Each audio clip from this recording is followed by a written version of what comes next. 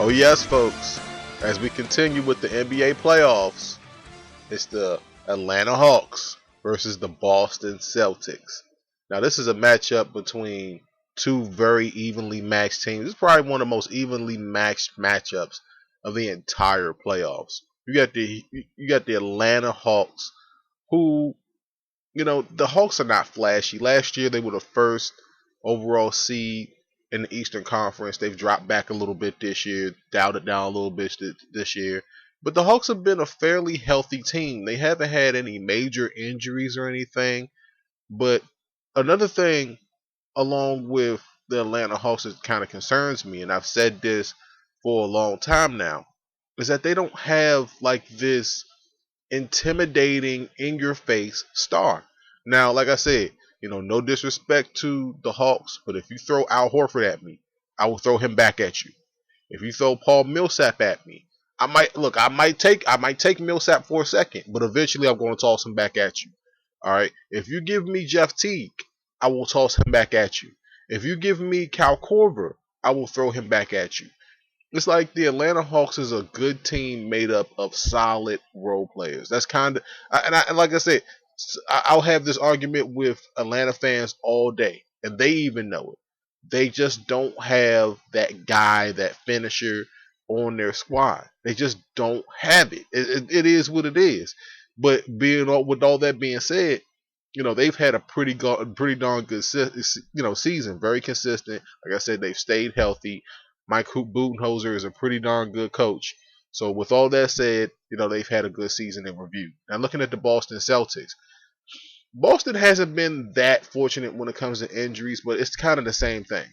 Boston doesn't have like a clear cut in your face star. Now I'm gonna tell you like this: Isaiah Thomas is an elite scorer. So in this whole series, he's probably the closest thing to an elite star in this whole entire series. All right. Him and then Millsap, and then you can say Horford and then Teague, maybe in that order. But Boston, like these two teams just mirror each other so much. They haven't had any devastating injuries. I think that Jay Crowder I think he's going to be back for this series. He'll play a factor a little bit later on in this video. You stick around for that. But it's one of those things where Boston is just another team that's been fortunate with injuries, and I had to throw my team in here, the Wizards. We were hurt the entire season and we didn't make the playoffs. We were a playoff caliber team, top 10 in basically all the stats, but we didn't make the playoffs. But these teams, they stayed healthy. They both made the playoffs.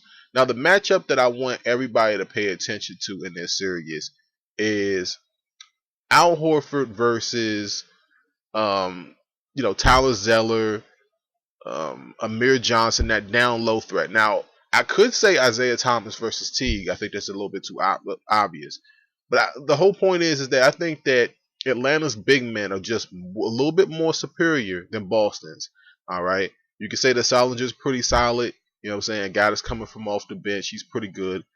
Double guy. Amir Johnson, he's been solid, but is Amir Johnson really going to take over the game like an Al Horford can, or like a Paul Millsap can? Both of those guys are capable of taking over the game. So I think that that's the matchup that I think everybody should be able to watch out for. The bigs, basically. Watch out for the bigs matchups, the power forward matchups, the centers matchups, the reboundings. That's basically what's going to win or lose this series, because Isaiah Thomas is an elite scorer, but I don't think that it's going to be one of those situations where Isaiah Thomas is going to drop 50 on Atlanta. I don't see it. All right, so getting back into the fantasy relevance of it, you can this is kind of like pick your poison here, man. I mean, Millsap is one of those guys that can go off for 50 points in fantasy. Horford is always a dark horse. People will not take a Horford for whatever reason. When it comes to fantasy, I think that the most solid play when it comes to fantasy sports here is Isaiah Thomas for sure. If you're looking for a sneaky play, I would say maybe Dennis Schroeder. Um, Cal Korver is a guy that would be low priced, high upside because he's a starter. You can look for him. There's a lot of options, man. There's a lot of options. Like I said, Jay Crowder is a guy that you can look for. Evan Turner. Um, Avery Bradley is another guy. So it's kind of like pick your poison when it comes to fantasy relevance in this game, in this series. All right. Now, who wins this series? I'm gonna tell you like this. Like I said, this is one of the series that I went back and forth on the most, because I don't think that there's a clear cut team that's just superior than the other. I'll give the edge to Atlanta. I think that Atlanta can win this series in 6 games because of the fact that they have a better front court than the Celtics do. But when it comes to backcourts, I think that the Celtics have a little bit more of a better backcourt, more of a consistent backcourt than Atlanta does, because T can go cold and just disappear. You got Schroeder, who doesn't play enough minutes. I think that he's actually a better point guard at this point than Teague. Then you got Corver, who hasn't looked the same since last year. So um, I think that Atlanta could take this series in about 6 games. I wouldn't be surprised if Boston won this game in 5. I mean, the series in 5. So let me know how you guys feel. This is probably one of the closest series of the Eastern Conference playoffs for sure, if not the entire playoffs. So let me know how you feel down below. It's the WC.